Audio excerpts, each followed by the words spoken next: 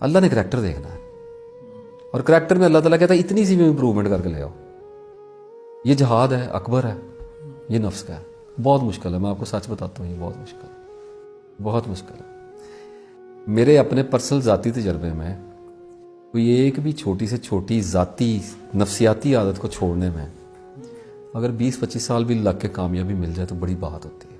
باقی اللہ شروع میں دے دے تو نصیب، وہ میں ہاں اس پہ بات، میں اپنی بات کر رہا ہوں. اڑ جاتے ہیں بندے، اڑے رہتے ہیں 20 سال، 10. میں خود کسی کی کیا بات کروں.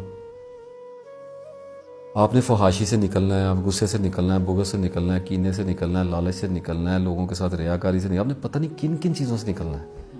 ان میں سے کچھ سے آپ نکل جائیں گے، اس میں آپ پھنسے رہ جائیں گے. ان جن میں پھنسے رہ جائیں گے ان میں آپ کو احساس رکھنا پڑے گا ندامت کا کہ یہ ہے میرے اندر.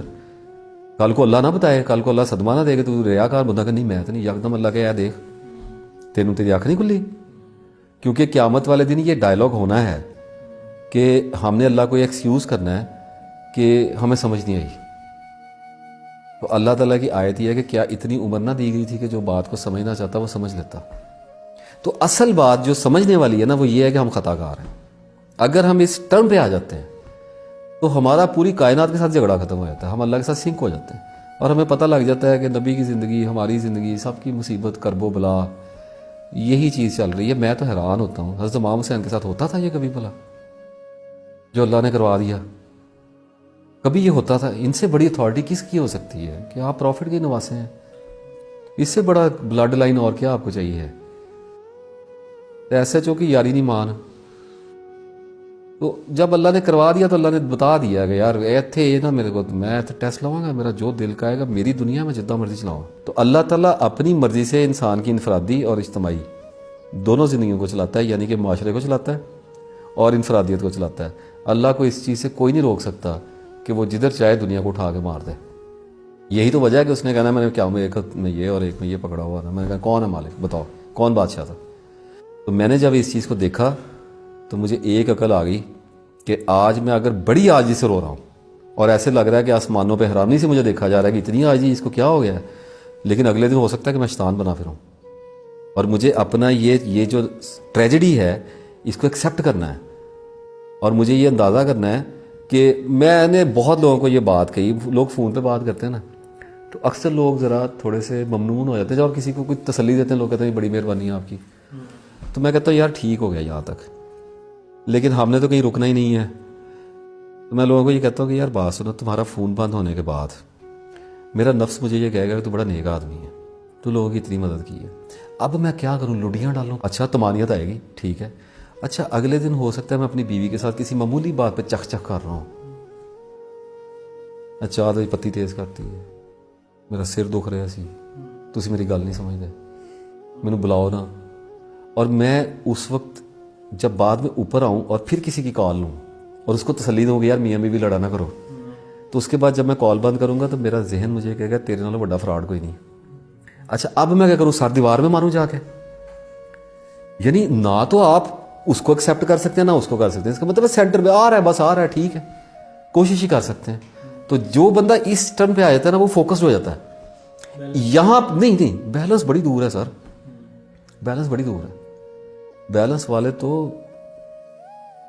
وہ تو آسمانوں پہ ان کی شہرت ہوتی ہے، تو ان کی بات ہی، اور وہ تو فرشتوں کی باتوں میں ڈسکشنز میں ہوتے ہیں. جیسے یہاں پہ ہماری اس ڈسکشن میں جبرائیل میکائیل ہیں، ان کی بات ہم نہیں کرتے، نہ ہماری تمنائیں وہ ہونی چاہیے، وہ اللہ کی مرضی ہے. اصل بات یہ ہے کہ جب آپ اس ٹرم پہ آ جاتے ہیں نا تو آپ کے اندر ایک کوالٹی پیدا ہونے لگ جاتی ہے، وہ اتنی عجیب ہے کہ آپ کو یہ بات سمجھ آنے لگ جاتی ہے کہ میری زندگی کا کوئی مقصد نہیں ہے، میں بالکل بے مقصد شے ہوں. میرا مقصد بننا ہے. اگر میں کچھ اپنا کر سکا، اور اس کچھ کر سکنے سے میری مراد ہمیشہ یہ ہے کہ میں نے موت تک اپنے آپ کے ساتھ جنگ میں رہنا ہے، اسی رزلٹ کی پرواہ کیے بغیر، کیونکہ جتنی تک میں زندہ ہوں میرا نفس زندہ ہے. ٹھیک ہے، اللہ فیصلہ کرے گا جب اس نے میری موت پہ کہنا ہے آ نفس مطمئنہ لوٹ آ کے تو سیٹسفائڈ ہو گیا تھا. کچھ نشانیاں آ جائیں گی لیکن ان نشانیوں والے بھی اللہ بہکا دیتا ہے. اللہ اللہ ہے، اللہ کا کیا کریں. ٹھیک ہے، تو جس وقت آپ رکے کسی چیز پہ اللہ پکڑ لے گا آپ کو.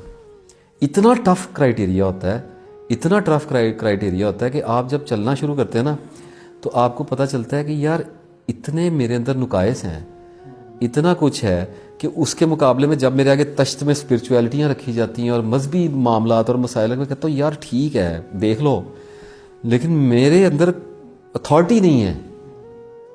یعنی اگر ایک آدمی فحش فلمیں دیکھتا ہے، وہ کیا اپنے بیٹے کو روکنے کی اتھارٹی رکھتا ہے اخلاقی طور پہ؟ نہیں رکھتا. وہ روکے گا تو اس کا اثر کیا ہونا ہے؟ اس لیے تو آپ سے کھجور پہلے خود چھوڑی، پھر شہد، مطلب شہد کھا پہلے کیا، ٹھیک اتھارٹی لی کہ اخلاقی طور پہ پہلے میرے پاس نہیں ہے اتھارٹی، میری زبان میں کہاں سے آنی ہے ایک چیز.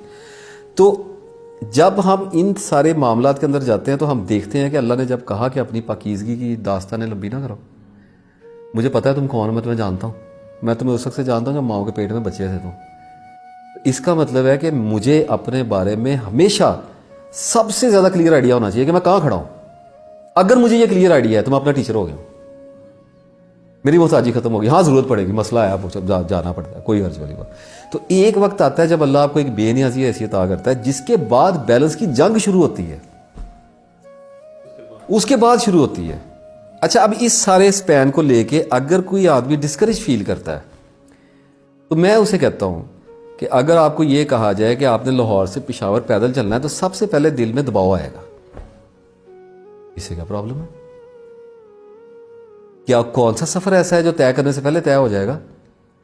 تو جس نے پہلا قدم اٹھا لیا ہے، جو چل پڑا ہے، وہ مسافر ہو گیا، اس کا اسٹیٹس چینج ہو گیا ہے. اب اس کو کس چیز کی پرواہ ہے؟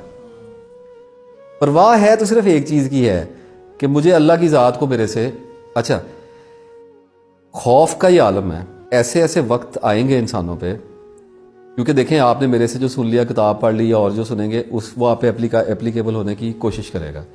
اگر نہیں کریں گے تو آپ میں نفاق پیدا کر دے گا، اگر کرنے کی کوشش کریں گے تو آپ کو جنگ میں ڈالے گا، تو وہ مطمئن تو نہیں رکھے گا آپ کو. اب جب آپ ادھر چلنا شروع کریں گے تو شروع میں ہو سکتا ہے کہ جوش میں آپ آگے بڑھ جائیں اور مطمئن ہوں، ایسی کیفیات پائیں جن سے آپ کو اطمینان حاصل ہو. شکر ہے، اچھی بات ہے، اللہ تعالیٰ کبھی کبھی ریلیف دیتا ہے بندے کو. کہتا ہے یا اللہ ٹھیک ہو گیا، اب تھوڑے کیفیت ہے، تھوڑا سا بچ بھی گئے ہیں. کبھی کبھی ایک سپین آ جاتا ہے، وہ اللہ کو پتہ ہے کتنا ہے. اس کے بعد ایک سپین ایسا آئے گا جب آہستہ آہستہ آپ سلپ ہونا شروع ہوں گے. اسے کہتے ہیں بورڈم. اچھا وہ آئے گا، سب پہ آنا ہے سر. اسے کہتے ہیں بورڈم، بوریت. عبادت سے زیادہ بور کام دنیا کا کوئی نہیں ہے.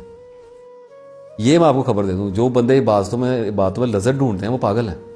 عبادت میں کہاں سے لذت ہے؟ عبادت تو بندگی ہے. شروع میں تو آتی ہے، اگر سچا ہے تو چلی جائے گی، رک نہیں سکتے کہیں پہ.